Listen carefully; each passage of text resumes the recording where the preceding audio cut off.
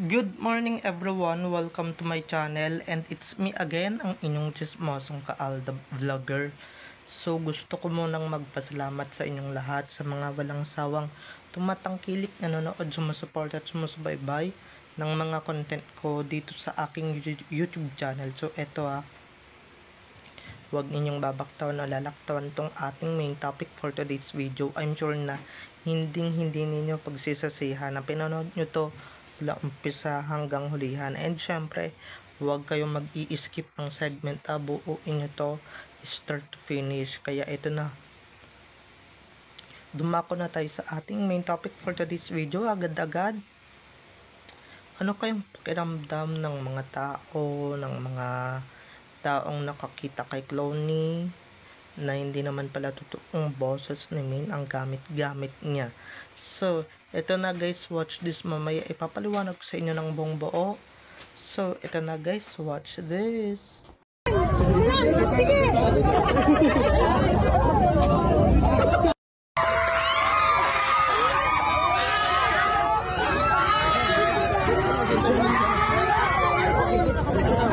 Selfie naman! Sige!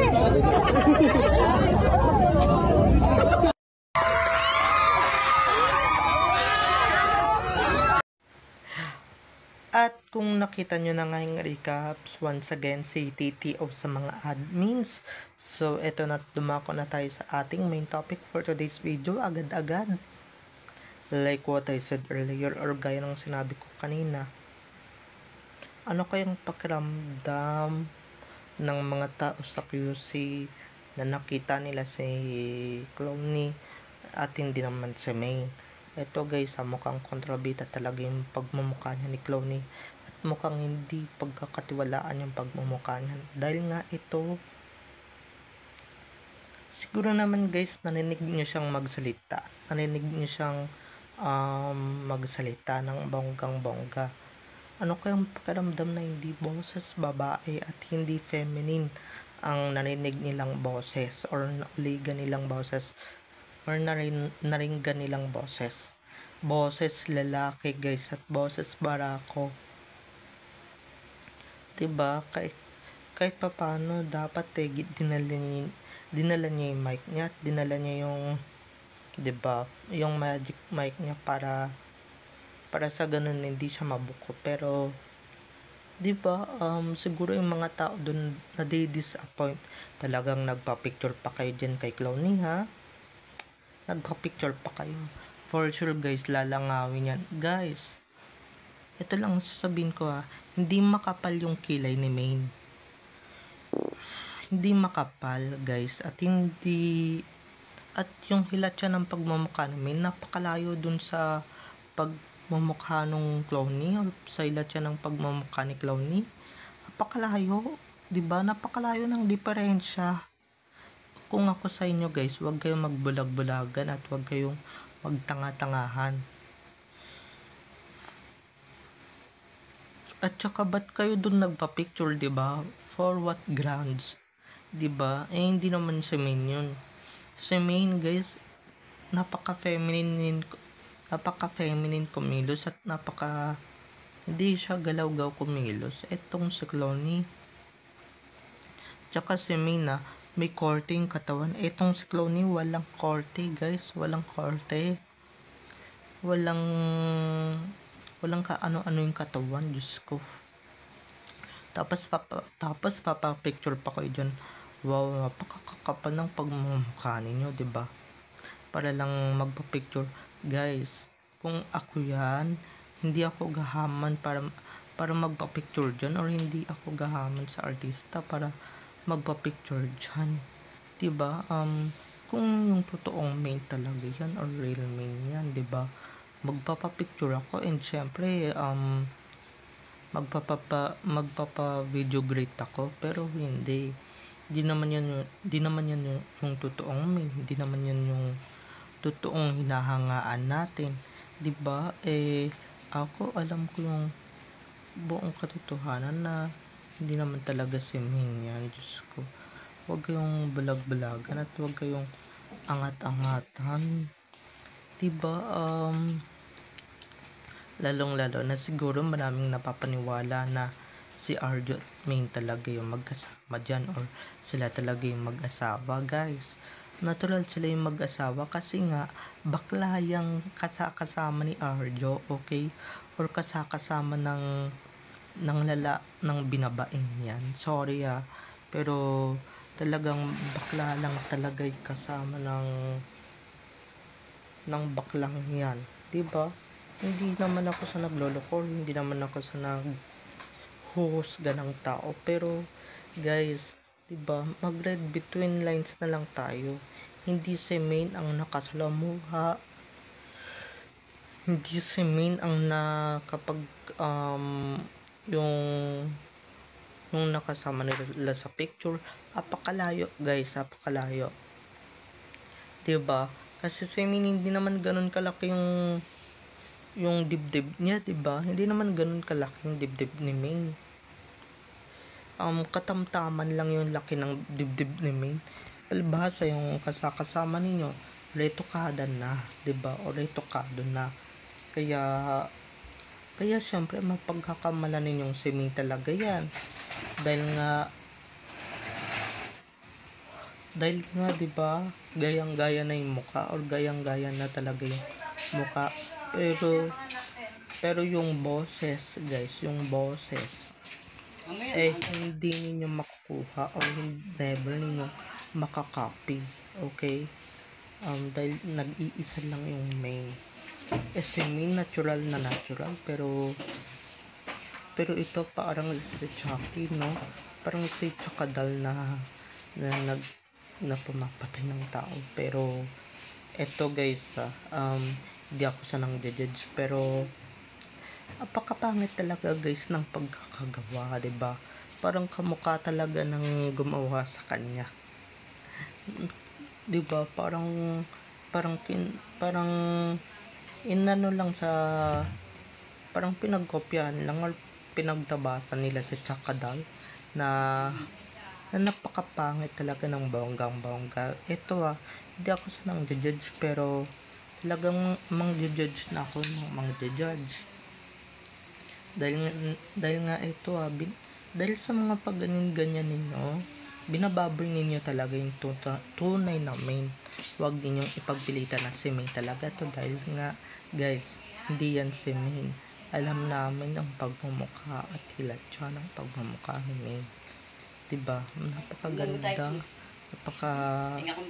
Napaka-natural talaga ng pagmumukha ni Main. Pero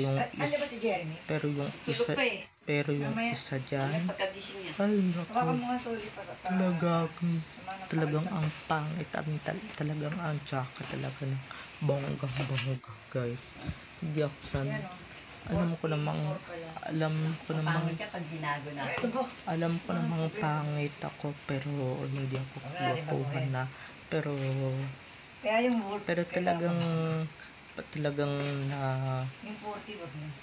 talagang napapangitan ako, lalo na guys pagka narinig talaga yung totoong boses ni Main, yung totoong boses ni Clowny. Sayang nga kasi nga napaka bumulong lang naman yung Clowny para hindi mahalata yung pagsasalita niya, pero halatang-halata dito sa liig. Halatang-halata dito sa liig na may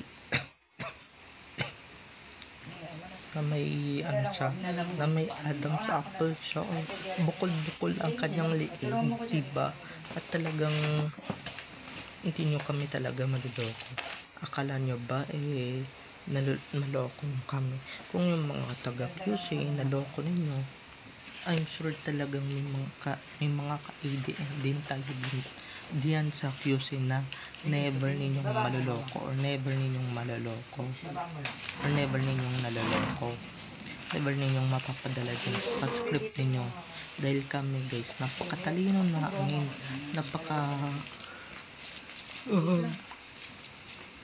yung iba man sa amin ay kulang sa edukasyon, pero 'di ba, matalino naman talaga ng bongga.